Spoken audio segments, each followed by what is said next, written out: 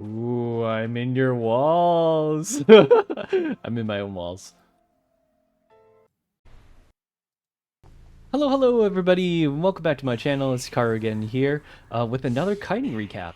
I'm going to be giving some tips and tricks on how to play Meteorologist, and I'll be facing a Lucino in this match. However, he kind of messes up a little bit more frequently than I kite well, so there's not going to be a ton of stuff for me to say.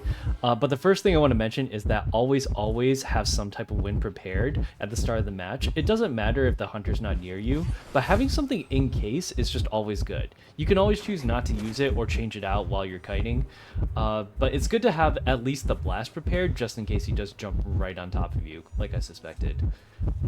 He misses a swing here, and I just immediately drop the pallet. It's okay to pallet spam Lucino in this area because the walls are kind of oddly high enough for you to maybe dodge the jumps. Like, as you can see there, he messes up just from trying to get over that wall. Breaks the pallet, so I just make another loop over, and I think he does another jump here, but like I said, always have a wind blast ready. You don't always have to use it, but it's always good just to have it ready. And I like to prepare blast more than I like to do the cloud height trick. That's more for like your final escape thing, or if you know a trick to get away from it. Like you see here, I just prepared the high wind trick because I already know my path. I'm going to go directly over to fourth stop. He blinks me down here and gets a hit on me, and I'm already walking over to fourth. So I look back here and I see him jumping over, which is when I start my my cloud, because I know he has blink, which he already used, and I know he just uses jumps, so he can't have that much energy left. And so I just kind of loop this area, I think once or twice more. Yeah, looking at that, I saw his shadow stop moving right underneath the other side of the pallet. So I usually look down at the floor for his shadows rather than up in the air to see where he's at. He messes up that jump again, but yeah. I'm not exactly sure where he's going there. I think he might have just lost my trail for a moment, or I don't know. But he jumps right on top of me again. His jumps are like relatively accurate. It's just landing on the correct side of it. It's kind of a hassle.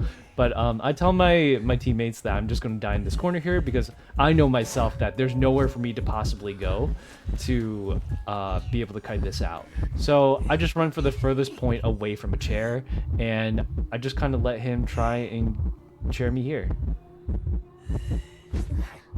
So this is a game where I was playing Knight against a peddler.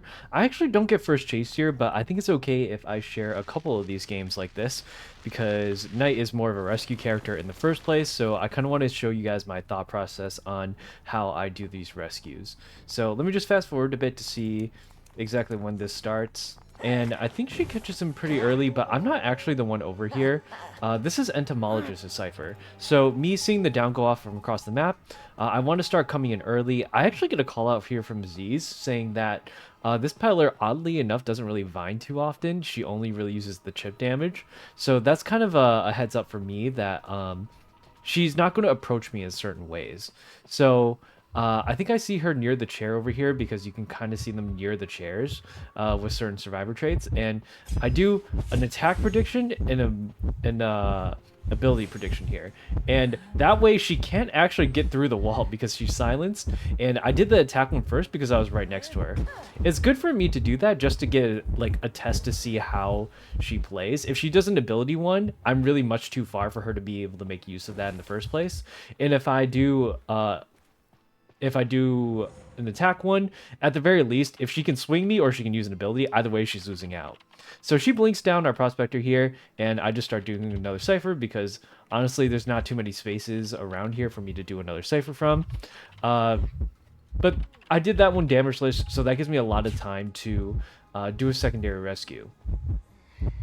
She finds me out here, and I think she's trying to chip me down, but it's really hard for her to get through this wall unless she's actively trying to come for me. So she does make a wall here, but it's still not enough. So I do an ability predict and an attack predict here, and the reason why I do that is because if she tries to ability predict me, she can chip me down. Pretty much she can prevent the rescue from happening even without swinging. But if she just swings, then I get the free rescue through my sword. So I stick around here to try and help Z's a little bit, but the peddler is just like a little bit too quick on her feet, and she gets him down there. I don't usually like using my last sword unless it's for the last kite of the game, or unless I need to kite for a specific amount of time, like a long period of time. Then I would probably save my sword. I do a lap around here because I need to get back to the cipher that I was working on, but I don't think anything actually happens here until she gets back on me. Probably because I'm at half health. She sees me and starts going after me. So I'll show you guys how I kite peddler.